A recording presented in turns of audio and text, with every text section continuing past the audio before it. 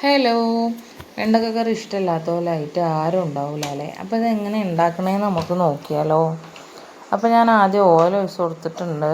വെണ്ടക്ക ഒന്ന് വഴറ്റാൻ വേണ്ടിയിട്ട്, അതിൻ്റെ പശയൊക്കെ ഒന്ന് പോകാൻ വേണ്ടിയിട്ട് നല്ലപോലെ ഒന്ന് ഇളക്കി കൊടുക്കുക കേട്ടോ. ഹൈ ഫ്ലെയിമിലിട്ടിട്ട് വേവിക്കണം. വെണ്ടക്കയൊക്കെ നല്ല പോലെ മൂത്ത് വന്നിട്ടുണ്ട്. അതിൻ്റെ ആ പശപ്പൊക്കെ പോയിട്ടുണ്ട്. ഇനി നമുക്കിതൊരു പാത്രത്തേക്ക് കോരി മാറ്റാം കേട്ടോ. ഇനി അതേ പാത്രത്തിൽ തന്നെ നമുക്ക് കുറച്ചും കൂടെ ഓയിൽ ഒഴിച്ച് കൊടുത്തിട്ട് അതിൽ കടുകിട്ട് പൊട്ടിക്കാട്ടോ.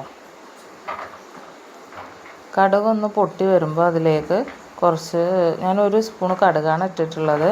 കടുകൊന്ന് പൊട്ടി വരുമ്പോൾ 1/2 സ്പൂൺ ഉലുവ.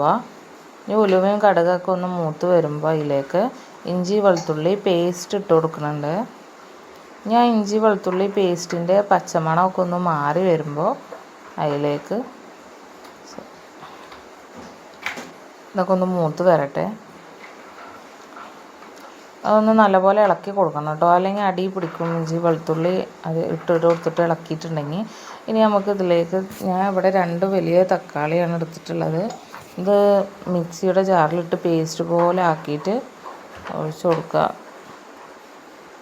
എന്നിട്ട് ഒന്ന് നല്ലപോലെ ഇളക്കി കൊടുക്കട്ടെ. ഇഞ്ചി വെളുത്തുള്ളിയുടെയും തക്കാളിയുടെയും പച്ചമണമൊക്കെ ഒന്ന് മാറണ വരെ ഇളക്കി കൊടുക്കുക കേട്ടോ. നല്ലപോലെ ഇളക്കി കൊടുക്കുക. അത് കഴിഞ്ഞിട്ട് നമ്മൾ പച്ചമണമൊക്കെ ഒന്ന് മാറി വരുമ്പോൾ നമുക്കിതൊക്കെ ഞാൻ ഇവിടെ 2.5 സ്പൂണ് കാശ്മീരി മുളക് പൊടിയാണ് എടുത്തിട്ടുള്ളത്. ഞാൻ പച്ചമുളക് എടുത്തിട്ടില്ല. ഇവിടെ ഞങ്ങൾ അധികം ഞങ്ങൾ കൂട്ടലില്ല.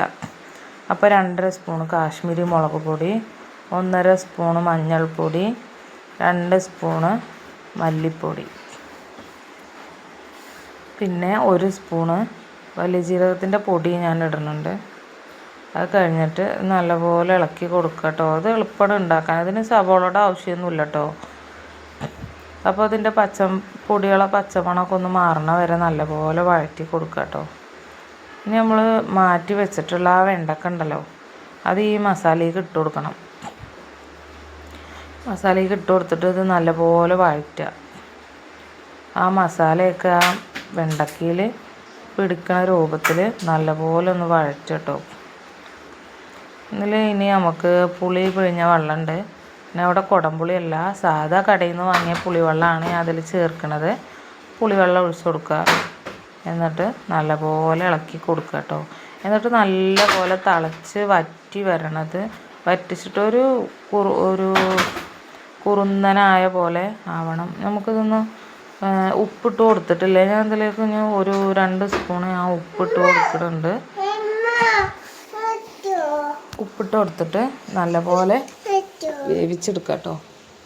നല്ല തള വരുന്നതിൽ നല്ല തള വന്നിട്ട് നമുക്കിതൊന്ന് മൂടി വെച്ച് വേവിക്കാം. 1-2 മിനിറ്റ് വെച്ച ശേഷം ഞാൻ മൂടി ഒന്ന് തുറന്നിട്ട് ഒന്ന് ഇളക്കി കൊടുക്കുന്നുണ്ട്. അപ്പോൾ ഇത് ഒന്ന് കുറുകി വന്നിട്ടുണ്ട് കേട്ടോ. പുളിവെള്ളം ഒഴിച്ചപ്പോൾ നല്ല ലൂസായിരുന്നു. ഇപ്പോൾ ജസ്റ്റ് ഒന്ന് വെണ്ടയ്ക്കൊക്കെ നല്ലപോലെ ഒന്ന് ഉടഞ്ഞ് വെന്ത് വന്നിട്ടുണ്ട്. ഇനി ഇതൊക്കെ നമുക്ക് തേങ്ങാപ്പാൽ ഒഴിച്ച് കൊടുക്കണം. അവിടെ തേങ്ങയും ചെറിയ ഉള്ളിയും വലിയ ജീരകവും അരച്ചതാണ്. അപ്പോൾ അത് ഞാൻ അതൊക്കെ ഒഴിച്ച് കൊടുക്കുന്നുണ്ട്. ഇനി ഒന്ന് ഇതൊന്ന് നല്ലപോലെ തിളപ്പിക്കണം കേട്ടോ.